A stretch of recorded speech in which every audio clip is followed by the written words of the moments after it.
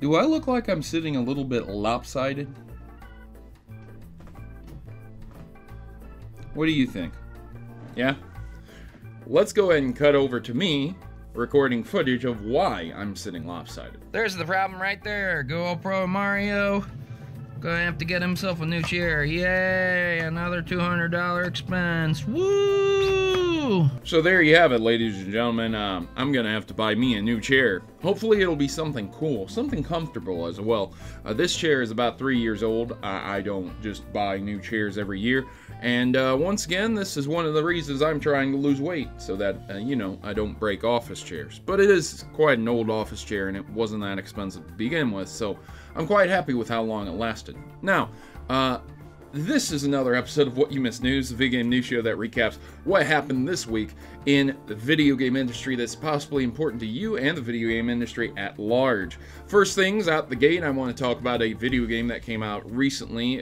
By recently, I mean it was a little while ago, but it's still fairly recent, and it's called Shoe, and it's for the Nintendo Switch. Now, this is an interesting game in the vein of kind of like Rayman. That's what you're seeing on the screen, ladies and gentlemen. Shoe and the official footage, the trailer itself. It's a pretty cool game, and if you guys really like action, adventure-y, platforming games, this is a game that you will really enjoy for the Nintendo Switch. I know there's a lot of games out now for the Nintendo Switch, but if you're still looking for those action platformers and you just can't get enough of them, check out Shoe if you like what you see. There you go, ladies and gentlemen. The next news story we have up is a rare Dragon Ball FighterZ glitch that makes Tien's opponents invisible. So, yeah, don't really have to go into this story, do I, ladies and gentlemen? Seeing is believing. Have you ever fought an invisible opponent? Let me tell you, it's very, very difficult.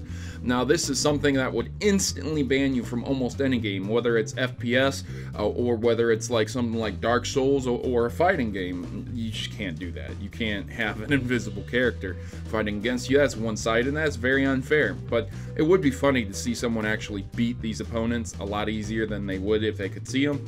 I can't see that happening, but that's cool. Oh man, this is awesome. There's also an Overwatch mod that you can add to Doom. It's called OverDOOM, and it allows you to use various weapons from Overwatch in Doom, ladies and gentlemen. This is really awesome, and I want to play this.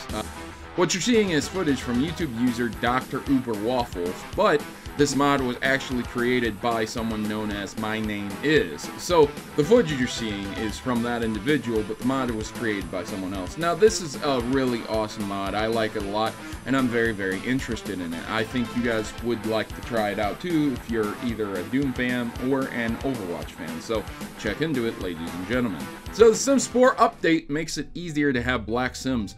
But there's a catch. Ooh, we got that race bait clickbait. That's a twofer, ladies and gentlemen. That's a twofer. What is this, Polygon? What is this, Kotak?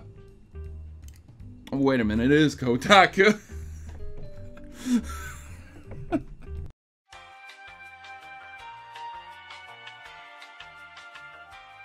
I'm sorry, the jokes just write themselves, ladies and gentlemen. Anyways, the catch is that there's not every skin tone on the planet here. There's a lot of them, and you can install a mod that would add 50 skin tones, but The Sims 4 itself has 10 more that allow you to have deeper skin tones previously aforementioned. However, the thing about this is that there's glitches that come with this, and there's outlines that come with putting on makeup on darker skin tones Sims. So that's the problem. There are glitches with this. So there you go, ladies and gentlemen. Either you don't have the exact skin tone of yourself, or there's glitches when you put on makeup or certain things. But then again, The Sims is not known for being a non-glitchy experience. So there's a massive book about the history of PC RPGs out. It covers and spans 400 separate RPGs with 528 pages. You can download it absolutely free, but you do have to sign into this website to download it. You can sign in via Google, which is, again, your YouTube account likely will work to be able to read this book. If you're interested, it's a digital PDF, and I will link it in the description below. Final Fantasy 15's Pocket Edition keeps things nice and simple. This is a Kotaku review. You can check into it, ladies and gentlemen. The only reason I'm talking about this is that I'm really excited to see this. I want to play it. It's basically the entirety of Final Fantasy 15 scaled down to be able to be played on a phone, which is cool in itself. But the reason I want to talk about this is because the first 10 chapters are free. Then chapters 2 and 3 are 99 cents. It's conflicting here, and then the rest are $3.99 each. So the bundle itself of all 10 chapters is $19.99. So I'm not sure what they were writing here. If you want the entire collection, it's going to be $20 to get this on your phone. That's a lot of money, but it does seem like it would be worth it because, again, it's just a scaled down version of Final Fantasy 15. So if it's the entirety of Final Fantasy 15 just scaled down to your phone, that's really, really awesome.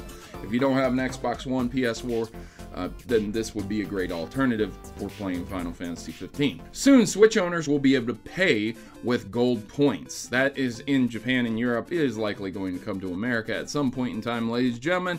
Yeah, this was put out on Twitter by My Nintendo of Europe. You'll be able to pay with your gold points for eShop stuff, digital stuff. You do get a kickback for buying digital stuff in gold points, and again, it's a cycle that goes round and round and round, and they tell you the scale, the exchange rate in Japan, but I don't know how that's going to work in the US. It hasn't launched in the US. I'm not really sure how that's going to work when it finally does launch in Europe and the UK either.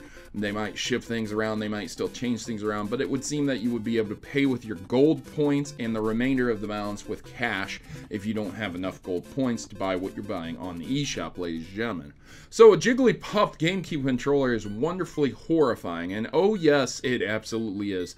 There's nothing else to say about this. This was made by Smashproof GC and Design OOS, and it's really cool, but I'm very scared at the same time. I don't understand why they didn't put the right eye and then the left eye being the joystick.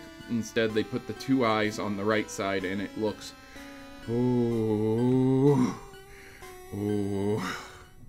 Destiny 2's Valentine's Day event returns, and it's more generous than ever. Apparently, you're going to be able to get exotic items for completing certain quests. That would be Welcome to Crimson Days.